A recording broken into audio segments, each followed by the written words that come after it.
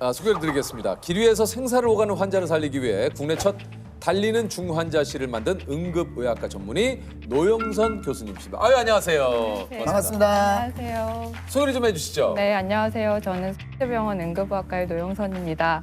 서울 중증 환자 공공이송센터 센터장을 맡고 있습니다. 아, 그러시군요.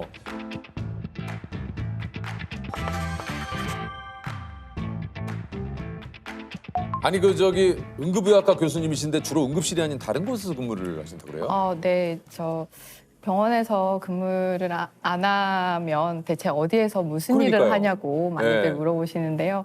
저는 응급실에서 환자를 직접 진료하는 응급학과 전문의가 아니고 달리는 중환자실이라고 불리는 특수구급차 안에서 중환자를 이송하면서 병원이 아닌 도로에서 환자를 진료하는 일을 하고 있습니다.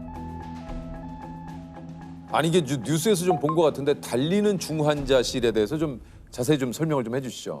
심정지나 중증 외상 같은 이제 중증 환자들이 치료를 위해서 한 병원에서 다른 병원으로 전원을 해야 할 때 저희 달리는 중환자실을 보통 이용하게 됩니다.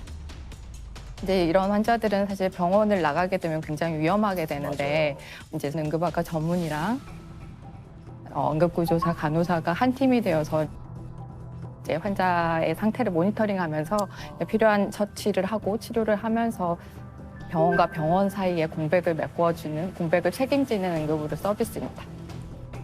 구급차를 근데 처음 생각해낸 게 교수님이라고 그래요. 네. 사실 이제 제가 전공이랑 전임이 하는 이 동안에 해외에 나가서 응급의료 체계에 대해서 공부할 기회가 많았었는데 이제 프랑스나 독일 같은 경우에는 119에 환자가 신고를 하면 중증 환자라고 판단이 되는 경우에는 의사가 직접 환자 곁으로 가서 진료를 하는 서비스를 제공을 하고 있습니다. 그런 것들을 공부하면서 우리나라에서도 이런 병원 밖에서도 환자들이 안전할 수 있는 시스템을 만들면 참 좋겠다고 생각을 해서 이런 서비스를 기획하게 되었습니다. 이게 이제 일반 구급차와 비교를 해서 어떤 부분이 좀 이렇게 다릅니까? 네, 가장 큰 차이는 사실 그 제한된 공간에서 이런 중증 환자를 치료하는 전문 훈련을 받은 응급학과 전문의와 응급구조사나 간호사들이 동승한다는 게 가장 큰 차이이고요. 그렇겠네요. 또 다른 거는 저희는 이제 일반 구급차보다 크기도 1.5배 정도 더 더 크고 크군요.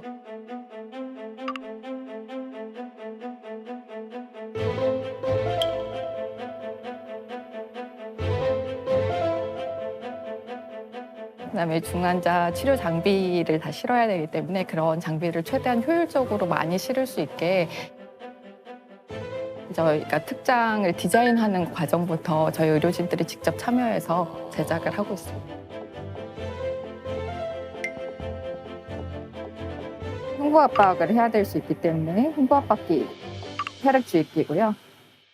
수액이나 약물을 굉장히 정확하게 주입할 수 있도록 하는 인퓨전 펌프라고 하는 장비, 성인 환자를 모니터링할 수 있는 모니터링 장비, 제세동기가 같이 있습니다.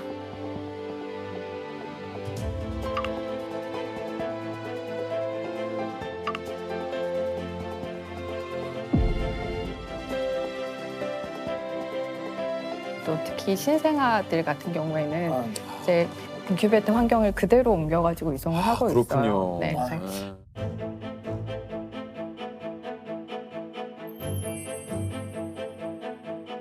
아이들이 너무 작으면 사실 이제 굉장히 작은 변화에도 민감하게 그렇죠. 반응을 하기 네네. 때문에 저희가 굉장히 섬세하게 신경을 써서 이송을 하고 있습니다. 진짜.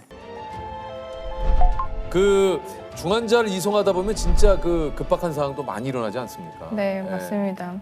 이제 코로나 때 확진 산모가 갑자기 양수가 터져가지고 네, 산모가 그 분만할 수 있는 음압 분만실이 필요했는데 음압 분만실과 신생아 격리병상에 같이 있는 병원이 없었어요. 격리실에서 분만을 했었던 케이스가 있고 그때 이제 신생아를 그 음압 격리실로 이송을 했었어야 됐는데 달리는 중환자실이 밖에서 대기하고 있다가 그 태어난 지 1시간 안 된 그 아이를 이제 안전하게 이송한 적이 있었습니다. 이야, 참.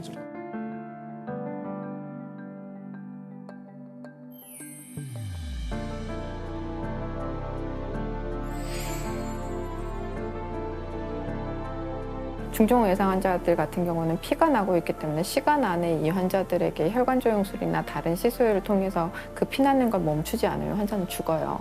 1분 1초도 허투루 쓰지 않고 도로에서도 정말 사투를 하거든요. 운전하는 사람도 조금 더 빨리 가기 위해서 긴장해서 운전을 하고.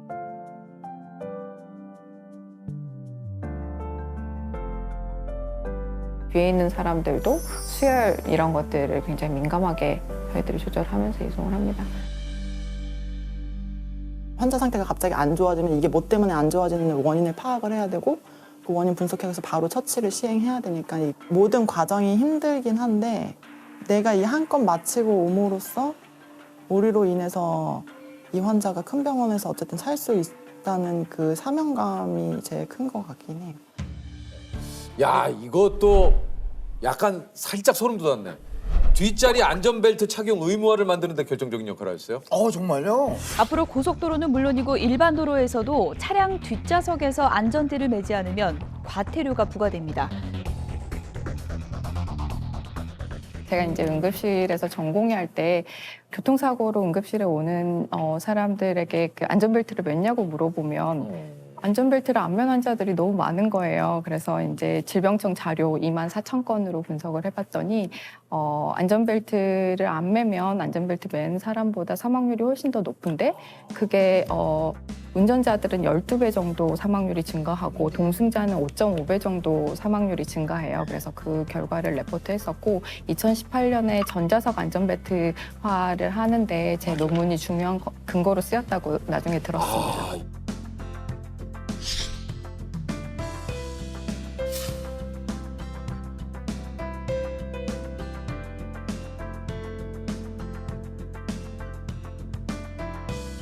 여기서 끝이 아니라 심폐소생술 교육도 이게 보급을 시켰다고 그래요? 네.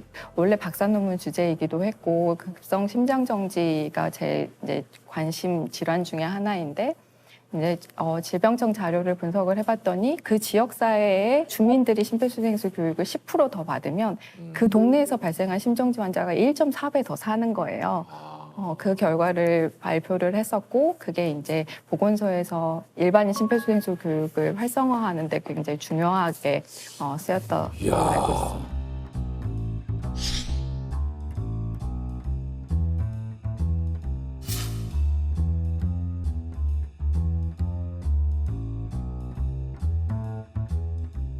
교수님이 쓰신 논문을 통해서 이런 것들이 자꾸 이렇게 세상이 좀 변하잖아요, 사회가.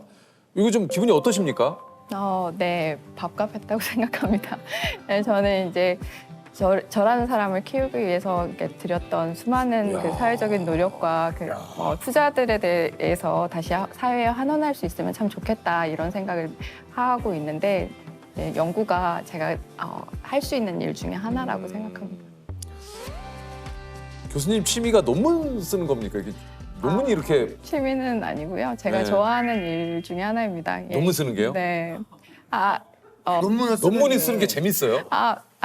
네, 재밌습니다. 제가 이제 자료를 분석하는 것도 좋아하고, 그다음에 이제 이런 그러니까 연구 같은 것들이 의료 시스템을 바꾸는 데에 근거로 사용하는 걸 보면 굉장히 뿌듯해서 엄청 재미없는 인간으로 나오는 거 아니에요? 아니요. 재미없는 인간으로 나오진 않습니다. 네. 논문 쓰는 사람으로. 논문 쓰는 사람으로 나오는 네, 그건 괜찮죠? 논문 쓰는 사람. 아니 이게 이제 그 교수님 별명이 스리생의 전미도 씨. 느낌 있으시네. 약간 또 그 느낌을 좀 내고 오신 거 아니에요? 있으시네. 전혀 아닙니다. 교수님 네. 있어요. 누구를 닮았네? 전미도 씨하고 지금. 있으시네. 자료조사 다 했으면 그걸로 결과를 도출해야지. 통계를 돌려서 먼저 논문용 테이블과 피규어를 만들어야 돼. 시간 속에 희미해지는 사랑에 그대가 흔들린데도 아니 실제로 좀 비슷한 게 좀 많이 있으신 것 같아요? 네, 그 수료생에 나오는 의사분들이 서울대학교 의학과 9학번으로 나오는 설정이잖아요. 제가 이제 의학과 9학번이기도 하고. 실제로 네, 9학번이시고. 저희 그 모임처럼 저도 잡다구리라는 저희 모임이 있고 그 안에 이제 제가 여자 혼자라서 아마 비슷한 게 좀 많다고. 아, 그러시구나. 근데 그 잡다구리는 뭐 하는 곳이에요? 뭐 하는 곳은 아니고 저희 친구들끼리 모임인데 애과 1학년 때부터 굉장히 친하게 지냈던 10명의 친구들끼리 이제 모임으로 만들어서 이름을 잡다구리라고 지은 거고요. 지난 날 아무 계획도 없이 여기서 뭐 이런 뭐 저는 이제 뭐 알려진 대로 이제 조동아리라는 그렇죠, 또 예, 언니 좀 수다로 시간 뽀개는 예, 그런 사조직들이 좀 있습니다만 또 모임이 하나 이제 우리 조셉하고 남창희 씨하고 꾸중스라고 있거든요. 네, 그러면은 이제 밀린 꾸중을 듣는 날이죠. 네, 재석이 형과 네, 재석이 있어요. 예. 저희를 불러서 제가 밥값하고 다 내고 밥값하고 다 내고. 저는 꾸중을 조금 주죠. 네네. 예. 어디로 넘어가는지도 모르겠어요. 어디로 넘어가. 그래서 형이 또 선물도 하나씩. 일을 하면서 포기한 게 있다면 좀 뭐가 있을까요? 공부를 이제 재밌기도 하고 열심히 해야 되기도 해서 열심히 했었는데 지나고 보니까 훌쩍 나이가 들었더라고요. 그래서 이제 결혼을 못한 게 못했던 것 중에 하나입니다. 아 근데 교수님도 결혼할 생각이 있으세요? 네, 늘 있었습니다. 아 그러시구나. 아 그러면 그걸 한번 여쭤봐야겠다. 그러면 뭐 혹시 나의 좀 평소에 좀 이상형이라고 할까요? 네. 이런 분이었으면 뭐 저는 딱 하나인데 키 크고 잘생기신 분? 딱 하나. 근데 명확해서 좋네요. 명확해서 좋아요. 약간 마지막으로 또 혹시 앞으로 이런 게 좀 더 나아졌으면 좋겠다 혹시 하시는 거 있습니까? 네. 저는 이제 환자를 살리는 길이 한 가지 방법만 있다고 생각하지는 않습니다.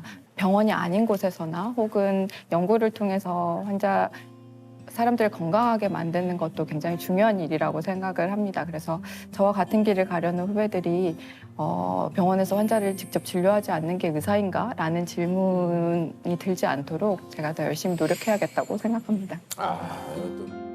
누구에게나 보편적으로 이거는 잘 사는 사람이나 못 사는 사람이나 혹은 사회적인 지위와 상관없이 같은 서비스를 받아요. 저는 그게 가장 명확한 게 응급의료라고 생각해요. 그런 면에서 저는 응급의학이 좋았고 지불할 능력이 있거나 없거나 같은 서비스를 받을 수 있어야 된다고 생각을 해요. 그래서 공공의 영역에서 그런 부분까지 저희들이 다 커버를 할 수 있으면 좋겠다 이런 생각을 하고 있습니다. 모든 국민이 언제 어디서나 건강하고 안전하게 응급의료 서비스를 이용할 수 있는 환경을 만드는 게 제가 할 수 있는 가장 중요한 일이라고 해야 하는 가장 중요한 일이라고 생각합니다.